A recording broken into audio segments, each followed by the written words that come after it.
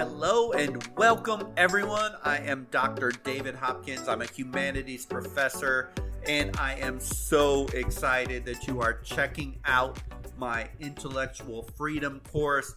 This course is a long time coming, in all honesty.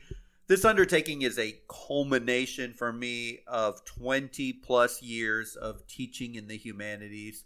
But it isn't just the idea of taking so many years of studying the humanities and putting it out there for general consumption that drives me to launch this course. Since I have advanced well past halfway mark in my life, and the longer I live and the closer I get to that, sadly inevitable end, the more fascinated I have become in studying, analyzing, and thinking about wisdom texts. So you might be thinking, what in the world is a wisdom text? Well, put very simply, it's just a genre of literature which offers teachings about morals and ethics, the metaphysical, divinity, virtue. These are big, grand, huge, almost unsolvable mysteries. And I think that's what fascinates me the most. Many times, the wisdom genre relies on the oral storytelling traditions of ancient tribes and civilizations that ultimately got recorded and disseminated once we actually, as human beings, developed this thing called writing. So it's just envisioning this course.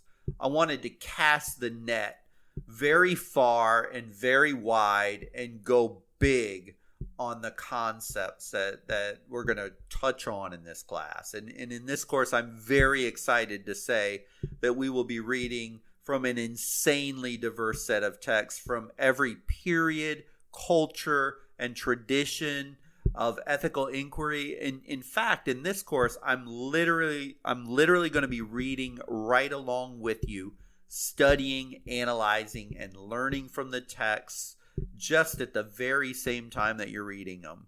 In building a course like this one, with the goals being so big and so broad and so bold, it was kind of that old saying of go big or go home.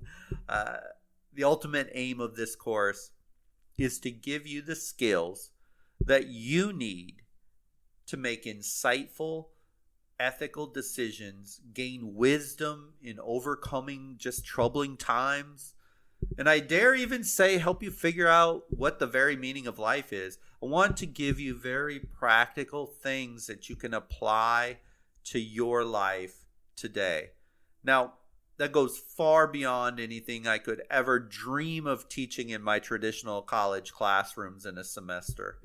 The longer I'm in the system of higher education, the more, admittedly, I'm disenchanted. Or maybe a better word is restricted in the college classroom. I'm restricted by the time, the space, curriculum structures that I have to meet. So this course gives me true academic freedom. The intellectual freedom, there's a pun intended for you, to go way broader than the basics I could ever dream of covering in class. In this course, we're going to sample writings from proverbs and folktales and scriptures and letters and historical documents and sophisticated philosophical texts and, dare I say, even some fictional works. I mean, together, you and I, we're going to analyze human achievement and failure. Also, we'll look at our deep-seated lessons about life and death in the hopes that we learn to live the life that we have to its fullest. Or even how can we apply deeply insightful texts to just living our daily life in this crazy postmodern world that we find ourselves? Or how about being able to fluently answer the question, what is happiness? How do we find happiness? Or that age-old question, how do we find the meaning of life? These are huge, sophisticated, nuanced questions that every responsible person should take time to push into a little bit. All of our studies will be properly placed within the author's views and the historical context in which they emerged. As you know, in our modern world, we we are way too quick to simply judge everything from the lens of our modern worldview. It's an absurdly egocentric way to look at things, and to have expected someone, let's say, who lived in the 1400s to have the same view on racial equality or women's rights as we have today, any more than it would be valid to judge your current value system based on where you were at when you were 21 years or old, or heck, even 10 years old and in elementary school. I changed over time. You change over time, just as cultures change over time. And so thus we're really going to analyze everything within their proper contents, and then we're going to make the bold jump into practical applications in our world today. I want us to be incredibly focused, even obsessive, about asking the question, so what? What is the meaning, and how can I apply the lessons to my life today? Theory without action is nothing more than fun studies. But when you take on this course and the content within it, you're going to have the opportunity to force yourself, to challenge yourself, to find real-world relevance. I mean, reading is good and fun and it's valuable, but let's take these thought leaders, these geniuses, these powerful figures and concepts, and use them as tools to improve our own lives. Then, and only then, will you maximize the value of this course. Don't worry if it's all sounding far too daunting and academic right now. It won't be. Let me take a minute just to explain to you the learning process for this course, just step by step. So step number one, we're going to take on a book. And so you should buy this book if you can. If you can't buy it, I put hyperlinks down below where you see this podcast. And I do my very best to find open source examples. But I think your life will be way easier and better if you buy the book, Readings in Ethics, Moral Wisdom, Past and Present. There's another post that shows a copy of the book and the ISBN and all that sort of stuff. This is our first book of study. This textbook, you can buy it used, you can buy it new. I think, wherever you want to get it. This textbook, it's a lot of times used in, say, a moral philosophy course, or maybe even a class to introduce undergraduate students to the humanities, which I teach all the time. It's loaded with amazing content. I haven't actually ever read this book till I started this class, though. So I did a pretty thorough review of it, and it's an amazing book. But it's nice. It's easy to follow. The chapters are short. The readings aren't going to be overwhelming for you. I would even go so far as to say a sharp and focused high school junior or senior can handle this course without problem. So step number 2, after you get the book, we read and we study only one chapter per week. If you want to go faster, hey, knock yourself out. You're going to see that the chapters are usually only, including the introductory material along with the text, 15, 35 pages per chapter. So it's not like you're going to have hundreds of pages to read at one given time. We're going to go really slow and really detailed with it. And another reason I love this anthology is it takes some very long and cumbersome text that sometimes might be 300 or 400 pages long, and it breaks it down to core fundamental main points. And so you're going to get the headline news from these amazing books, and it's just going to break it down for you so simple. So like I said, each chapter about 15 to 30 pages long, so that we can get the main ideas fast, quick, and in a hard-hitting format. And then besides this podcast that you're listening to today, which is nothing more than a simple introduction, I do recommend that you listen to the podcast after you read each lesson, not before it. Don't let my analysis impact your personal understanding. I don't want you to think like I think. I want you to think like you think, and I want you to develop those thinking skills. And so I do recommend, before you even hear the podcast, read the chapter. Totally up to you, though. And then you use the lecture podcast to enhance and expand your views, not to form it for you. So it's all about you. It's not about me. So, and then this 4th step, you're given with every single reading a set of reflective questions for you to answer. See, there's something very profound that happens when you read, you reflect, you analyze, you think, and then articulate and communicate your analysis and your assertions and your opinions and your ideas. And you take those ideas from your brain, which the human brain will think over 70,000 thoughts a day. It's just a stunning amount. And then you take it and you form them out in writing. It just solidifies them in your mind. And it's an ultimate form of intellectual growth. And many of you may be hearing this and you haven't done that forever, since high school or maybe college graduation, or maybe you're a college student or high school student, you're used to it. But there's many people hearing this right now that haven't done much writing in a very long time, and on topics like these, and it's a great chance for you to get back into it.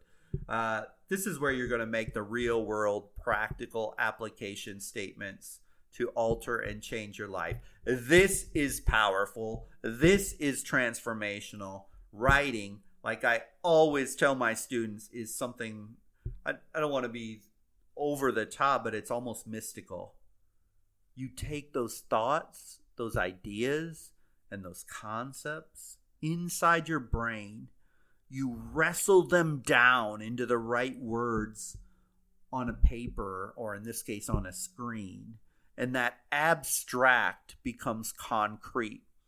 The foggy becomes clear. And the world of undefinable is then defined by you. Reading and writing, wow, the two most intellectual pursuits you can ever undertake. They work hand in hand.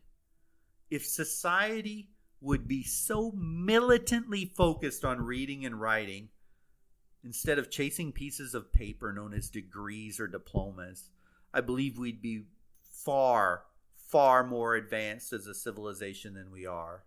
So this course is about reading, writing, thinking, and applying. Step number 5. For me, this final step is the most interesting, and I designed this course intentionally this way. You don't have to feel any stress to keep up with me week after week. Every week I'm going to release information. That's great and that's grand, and you can follow right along with me if you want.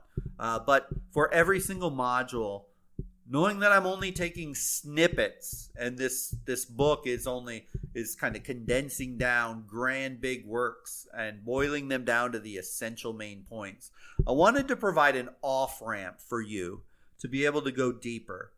So let's say we begin studying Aristotle and some passages from Nicomachean Ethics, and it resonates with you. And you want more than the headline ideas, because in our course and in that book, it only summarizes down, say, 10 pages of a book that's over 150 some pages long. Well, you're going to be able to dive off and say, wow, I want to read this whole darn book. You're going to be able to go to the additional resources and you can see them. And you can read about Aristotle's history, and you can discover he actually was the tutor of Alexander the Great, who in his 20s conquered most of the known world, and you can go deeper and deeper. I give you quality, vetted resources to learn more. Or heck, maybe you've even are inspired and you want to read the entire book, Nicomachean Ethics by Aristotle, whatever you want to do. You can always veer from the path, but even when you veer from the curriculum for a while to read more on one work or an author or some idea, you can always jump right back on with me whenever you want. The course doesn't end. It's never stopped for any reason whatsoever, as learning at the end of the day, that never ends. And so this course will guide you, it will help you, it will assist you, as you always have access to high quality vetted resources. You can ask me direct questions. That's why I love Substack so much. You can post in the forums. You can even respond to me personally. Even if it goes beyond a given lecture, podcast, or textbook reading. What I'm saying with this final step is that within a directed course of study, which this is, You have freedom to self-study as much or as little as you want. And then we rinse, repeat these steps over and over and over again.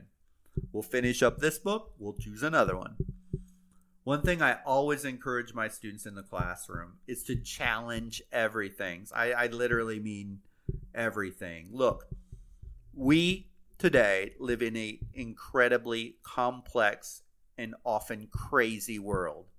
There are forces at play all around us, trying to hold us back, put us into a nice, clean little box, or maybe just wander through life aimlessly, distracted by things, titles, accolades, and whatever else can distract us from a primary goal, which we should all have, which is to reach our highest level of personal fulfillment. I don't mean happiness. Happiness is a base emotion. It'll change on a dime. Heck, I can wake up happy and in the morning and then head out to Tampa traffic, and it takes me 45 minutes to drive 12 miles to campus, and I'm angry and stressed. My happiness is an ever-changing feeling, an emotion. It lacks concrete permanency. That's not what we're talking about. We're talking about going deeper. But for now, back to the challenge, but back to challenging everything. We simply cannot afford any longer as a country, a culture, a world, a global civilization, if we want to go huge, to simply accept what is laid out before us by those that have the power and the means and sometimes the ill will to control us. Sadly, there will always be forces that don't have your or my best interest at heart. But on a personal level, you need to challenge your biases, challenge your assumptions, challenge preconceived notions of other people or other cultures, and do some uncomfortable inner exploration. What are you doing or have you done that has been unwise? And did you learn from it? Or did you just shrug off the shoulder and say, oh well, and kept on meandering through life? You simply cannot and will not grow if you refuse to look at those demons, at those things in your life holding you back. Wisdom texts can be an antidote to that problem. Or at least, in the minimum, it can be a catalyst to pushing yourself to the next level.